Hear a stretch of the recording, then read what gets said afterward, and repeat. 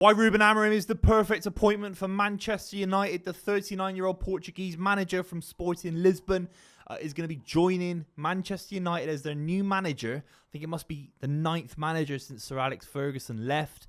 And he'll be joining on the 11th of November with Ipswich at home being the first fixture, which is a beautiful little fixture for Amorim. With obviously the international break looming as well, it gives him a massive opportunity to go out and build a platform for some sort of success this season. We're going to break down why I think it's a good appointment, the challenges he's going to face, and of course, those opening fixtures that everyone's going to be paying attention to, because let's be completely real.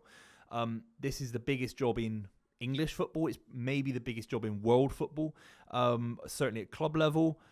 And I think he's got a lot of things right. And sometimes in football, you just need an eye test. You don't always need to have stats to back things up. People are debating the merits of having a 3-4-3 system, which he kind of deploys throughout his time as Sporting Lisbon manager. My eye test opinion is that he brings an energy, he brings a weight, he brings a youthful vibrancy to Manchester United. Now, obviously, we can debate if that's going to get them back to winning the Premier League title. Of course, we can debate that if they've got the quality in the squad. You need quality in the squad to win titles. Then you can talk about things like energy and vibes. But he brings vibes, he brings weight. And dare I say it, he's got very similar kind of energy to Jose Mourinho coming from Portugal, from the Portuguese league.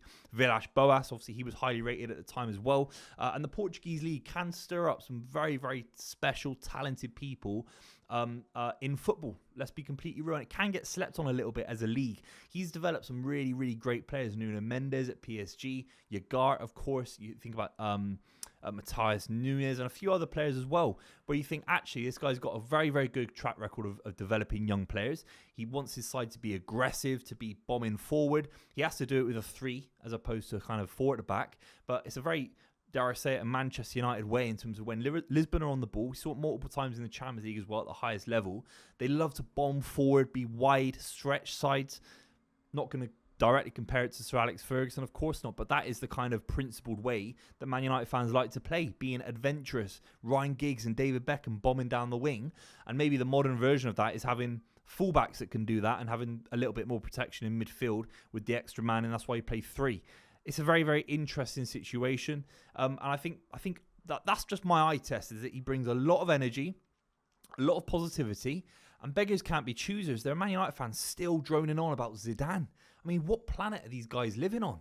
Tuchel as well. These guys, beggars can't be choosers. At the moment, there is still a young, exciting profile player at Manchester United. Not enough world-class players to get them back to winning European Cups or Premier League titles, but there is a nucleus there. There is a process there where I think there's at least 6 or 7 very exciting young players that Ruben Amorim can get around. He's going to have some challenges. 70% of the Manchester United playing squad was signed by Erik ten Hag. They trusted him again and gave him close to £200 million in the summer. So it's not going to be the perfect situation. When Guardiola came in at Man City, he had a nucleus of players that, De Bruyne was already there, Sterling, David Silva, Aguero, all these fantastic players. And I don't think Amorim's got that in the same way. There will be an observation from Jason Wilcox, all the guys that made these kind of sporting decisions to bring in Ruben Amorim and make him head coach, which is quite interesting. He's not manager, he's head coach. I think they'll be looking down at London, West London, Chelsea. They'll be looking across the Northwest at Liverpool.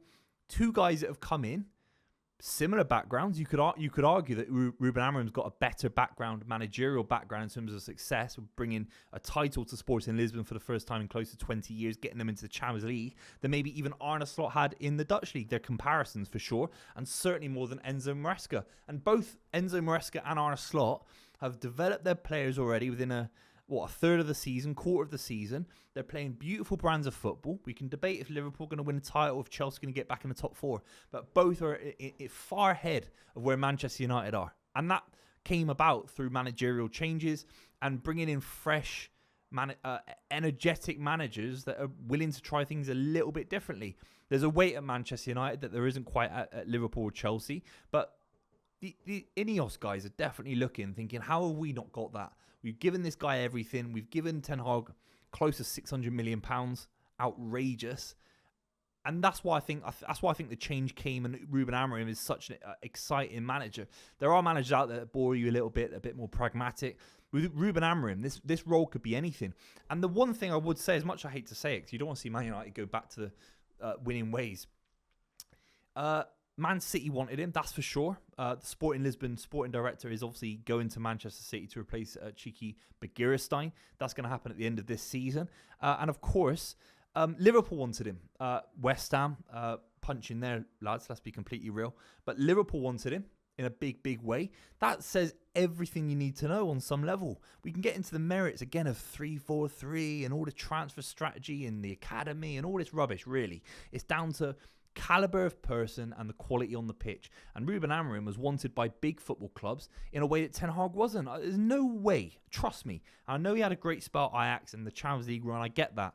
But no Man City fan wanted Ten Hag to replace Guardiola. Honestly, if Guardiola left tomorrow and Ruben Amorim came in, I don't think it would be massive drama about that as a situation. I think Ruben Amorim is considered not only one of the most exciting young managers out of the kind of the big 3 or 4, the Ancelottis, the Guardiolas, the Klopps.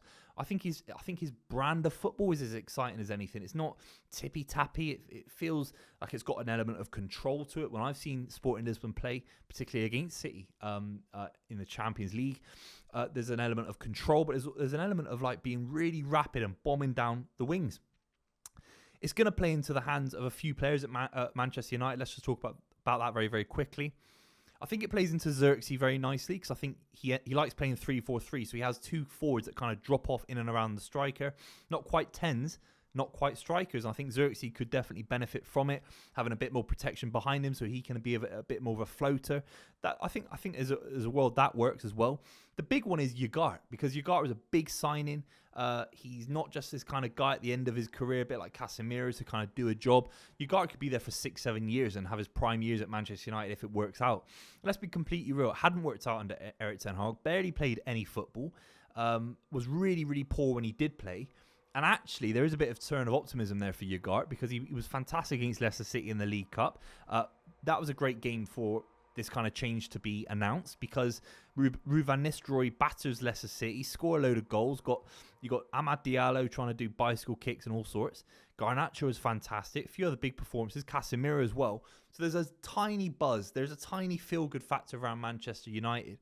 And he's coming at the right time to do that. There are going to be some players that really struggle as well. Anthony's a big one.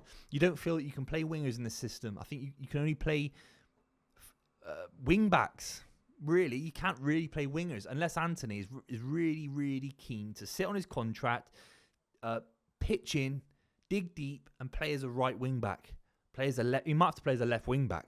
There is a world. The asset is so valuable that you can't sell him and have this depreciation of an asset. You might have to keep him in the squad. He might be able to do a job as a fullback, as a wing back. Who knows? Bruno Fernandes could be in a world of pain. Now, obviously, another positive in this video I'm going to talk about Amorim is obviously the Portuguese connection. Bruno Fernandes probably been their best player in the last 4 years. Delo was absolutely fantastic against Leicester City, and he's one of those kind of marauding fullbacks that obviously Amorim's going to like. But you do feel you can't really play Bruno Fernandes as a central midfielder. You can't really play him as one of the 3, really, especially if those 3 go wide as well and create overloads. He's not going to be wanting to go wide. The number 10 position for Bruno Fernandes, it's interesting. And Amorim arrives, and despite this kind of Portuguese connection, that could be a benefit.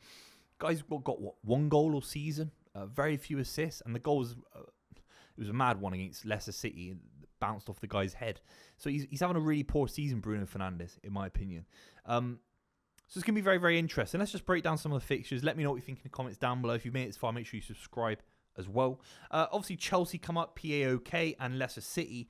These will be Ruud van Nistelrooy, and I think it's a great platform for Manchester United to kind of show Ruben Amorim what he needs to do. It's a free hit of a season. It's a bit like when Klopp came in to replace Brendan Rodgers. I think it's very similar on some level, and I think he'll be able to have a great observation. Man United can now play their way against Chelsea, and this kind of anxiety around who the manager will be is gone.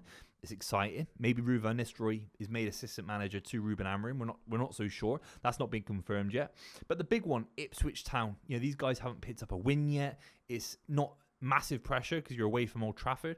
And I think you can pick these guys off in a big way, and it could be a high-scoring early game for Ruben Amorim. I do believe that. Got Bodo Glimt. Where have Manchester United gone? Got Everton at home is the big one. It's a big classic Premier League game, and you can imagine Man United actually winning 3 or 4 in a row with these kind of fixtures. And then Arsenal away, 4th of December. And you never know where Arsenal are going to be as well. So it's not the worst set of fixtures, with Forest just after that as well, when the business end of the season really kicks into gear, with Victoria Pilsen. And then the Manchester Derby by the 15th of November, which feels like the real test, especially at the Etihad. That feels like a huge test, as long as the Emirates as well. Of course, the Emirates. But you do feel that the 15th of December, that's a big moment for Ruben Amorim, and it gives him enough time to get into the situation. An overview is, I think this is a good appointment. It's not going to be enough to get them back to winning the title next season even, but the season after, if they invest in the correct way, you got a fantastic chance. I like him a lot. I really, really do. Let me know what you think in the comments down below, and I'll see you very, very soon.